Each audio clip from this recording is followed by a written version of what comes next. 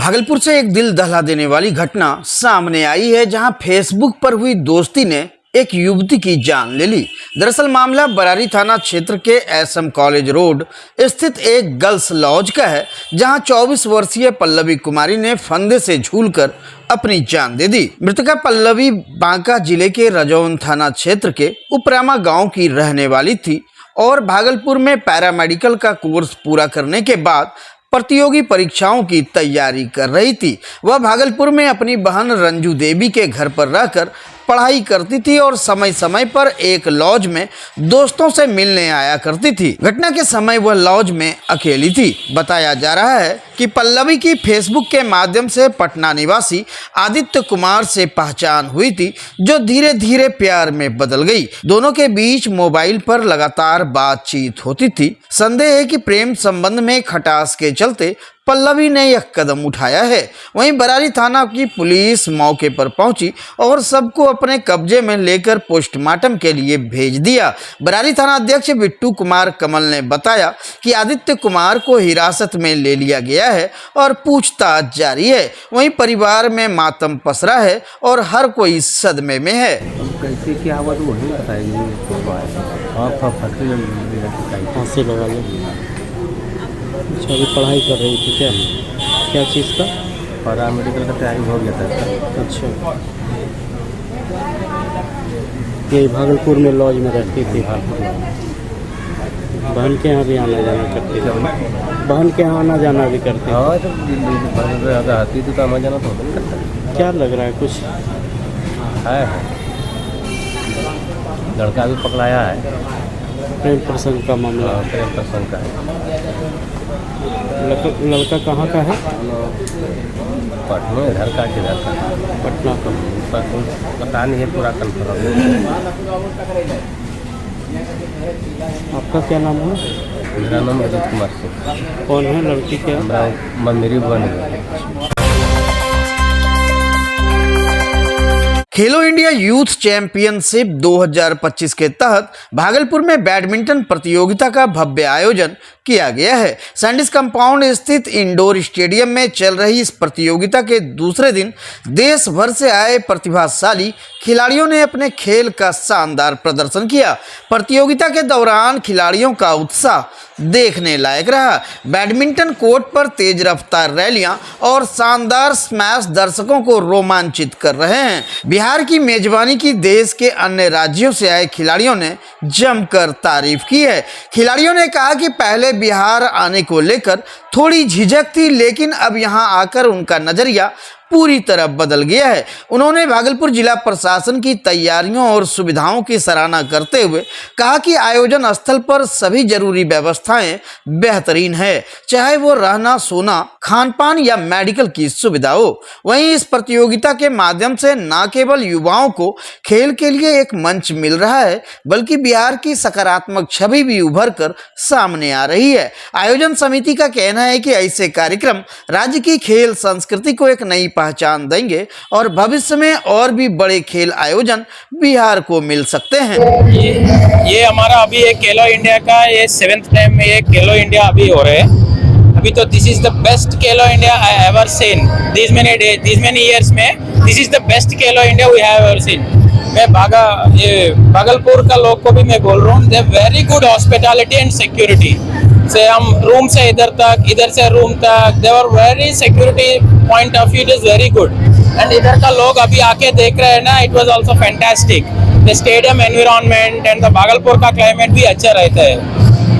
कैसा लग रहा है भागलपुर? आपको कैसा लग रहा है? यहाँ भागलपुर आए हैं पहली बार, कैसा लग रहा है? पहले तो भागलपुर का नाम सुना के बाद थोड़ा हमको भी डर लग रहा है, बट इधर आने के बाद this was a fantastic moment for us. अभी तो अच्छा है, भागलपुर इज वेरी गुड। पुराना से बहुत हिस्ट्री के बात कर रहे, अभी गूगल पे सर्च करते हैं ऐसा भागलपुर में क्या है, पुराना में बहुत साल के पहले ऐसा सोचते हैं। अभी तो इधर आने के बाद इधर कुछ भी नहीं था। It was very, infrastructure is very good. इतना बढ़िया कोर्ट लग रहा है इधर। ऑलमोस्ट पटना से भी यही अच्छा कोर्ट था इधर। मैं पटना भी खेल रहा, इधर बेगूसराय में भी मैं खेला। 2003 में बेगूसराय में मैं खेला। उधर में when we are in the Begusarai tournament, it was very big blast in front of our hotel. एक कलेक्टर को उधर वैसे बोला, ऐसा डर लग रहा हमको बिहार आने के लिए। अभी तो वेरी गुड है इधर तो। मैनेजमेंट कैसा लगा? Management and administration was fantastic and then hospitality is very good.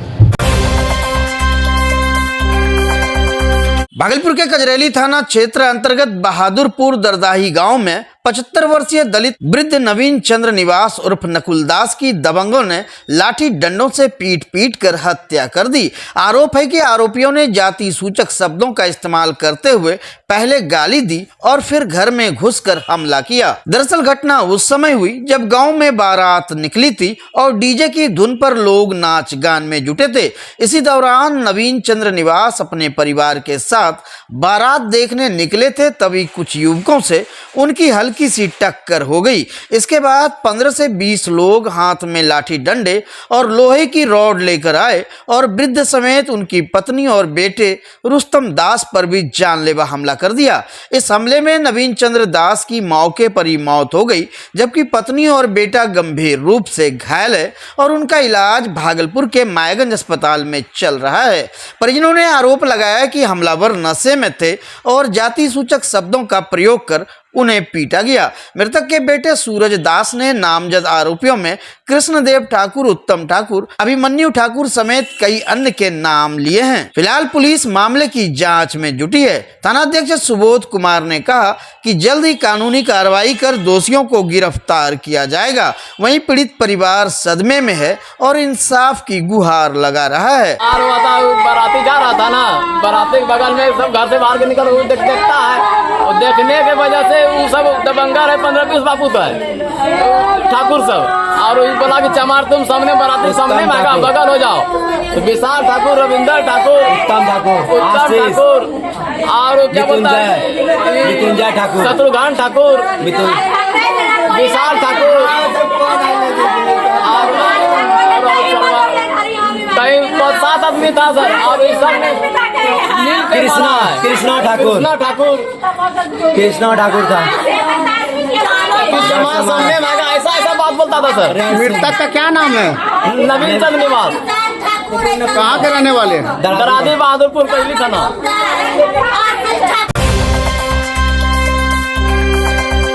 Bhagalpur जिले के पीरपैंती प्रखंड के टोपरा टोला में रविवार की सुबह उस समय हड़कंप मच गया जब 3 गौशालाओं में अचानक भीषण आग लग गई। आग इतनी तेजी से फैली कि 4 गायों की मौके पर ही जलकर मौत हो गई, जबकि कई अन्य मवेशी भी गंभीर रूप से झुलस गए। स्थानीय ग्रामीणों ने आग पर काबू पाने की कोशिश की, लेकिन आग की भयावहता के आगे उनके सारे प्रयास नाकाम रहे। गौशाला के अंदर बंधे मवेशियों को बाहर निकालना बेहद मुश्किल हो गया और कुछ ही देर में पूरा गौशाला जलकर राख हो गया। दमकल विभाग की टीम मौके पर पहुंचने से पहले ही लाखों की संपत्ति आग की भेंट चढ़ चुकी थी। गौशाला मालिकों के अनुसार इस हादसे में चारा, बांस बल्ले, टीन की छत और घर का जरूरी सामान पूरी तरह जल गया, जिससे करीब 5 लाख रुपए से अधिक का नुकसान हुआ है। वहीं आग लगने के कारणों का अब तक पता नहीं चल सका है। घटना की जानकारी मिलते ही पीरपैंती पुलिस और पशुपालन विभाग की टीम मौके पर पहुंची और झुलसी गायों के इलाज का कार्य शुरू कर दिया गया है। प्रशासनिक स्तर पर भी जांच जारी है और आग लगने के पीछे के कारणों की छानबीन की जा रही है। किस गांव में आग लगा है भैया? ये टोपरा टोला पांडे बसा में। कैसे आग लगा था? इसका कारण अभी पता नहीं चल रहा है। क्या कुछ नुकसान हुआ है आग लगने से? कितना घर जला है? मवेशी? 4 सगा भाई, हाँ।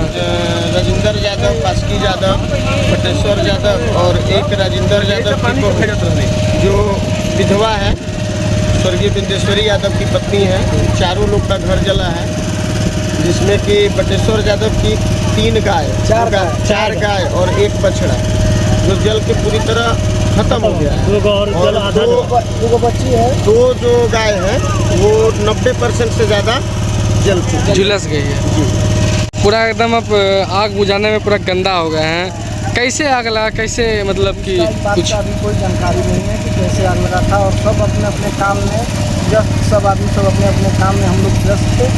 और यहाँ अचानक यहाँ से थोड़ा देर पहले सब आदमी खाना वाना खा के और गया था अपना अपना काम करने। इतने देर में ही फोन आया कहीं से कि पूरे घर में आग मचान पे। आपका घर है? हाँ, घर में आग लग गया है। आते आते सब घर और एक ही गाय माल मवेशी जितना राशन पानी था सब जल गया था। भागलपुर शहर से सटे कोयली खुटाहा गांव अब फौजियों का गांव के नाम से जाना जाता है। इस गांव के युवाओं में देशभक्ति का जज्बा इस कदर है कि यहां के 1500 से ज्यादा युवक भारतीय सेना में अपनी सेवा दे चुके हैं या दे रहे हैं। इस परंपरा की शुरुआत की थी गांव के बुजुर्ग छविलाल यादव ने। करीब 70 वर्ष पहले उन्होंने गांव के 100 युवकों को सेना में भर्ती के लिए प्रेरित किया, कई बार सख्ती और दबाव के साथ, लेकिन नतीजा यह हुआ कि इन युवाओं और उनके परिवारों की जिंदगी ही बदल गई।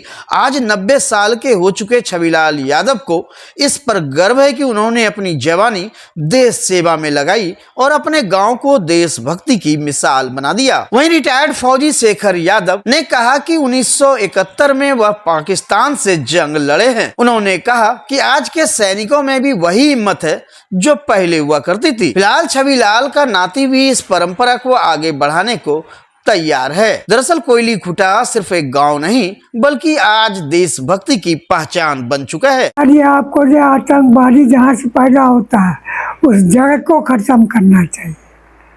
आपके हिसाब से कहाँ पैदा होता है आतंकवादी? आप लोग बताएंगे, मुझे क्या तो करने की जरूरत नहीं है।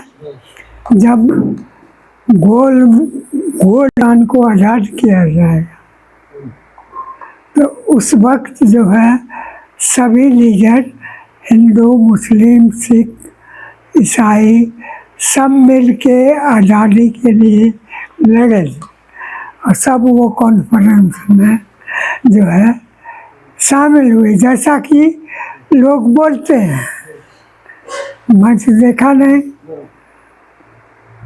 तो उस वक्त जो है अंग्रेज जो है हिंदुस्तान को जो है ना पाकिस्तान को लियाकत अली जिन्ना को सिखा दिया तुम अलग अलग है। उन लोगों ने धर्म पूछ कर मारा है, तो हमारा जो है फौज, जैसे हम लोगों ने 71 में जवाब दिए उनको, पाकिस्तान को, अभी कोई जवान हम लोगों को जो इंडिया का जवान है उनको उसी तरह प्रश्न करना चाहिए, पूरा आतंकवाद को समाप्त कर देना चाहिए। और ना हो तो पाकिस्तान का जो अपना कश्मीर है, आज़ाद कश्मीर, उसको ले लेना चाहिए अभी कोई जवान को। क्या नाम हुआ? चंद्रशेखर यादव। चंद्रशेखर यादव। किस गांव से हैं आप? कोयली खुटाहा। यहाँ क्या अभी तो रिटायर हो गया, अभी 30-40 को होगा। ना हम लोग फौजी बहुत है, हमारा फौजी भरा हुआ है शुरू से, आज से नहीं, जब से अंग्रेज के जमाना उसी समय हमारा गांव फौज है। अभी बहुत पूरा फौज है, फौजियों का गांव है। फौजी का गांव बुलाता है, खुटाहा गांव जो है फौजी बुलाता है।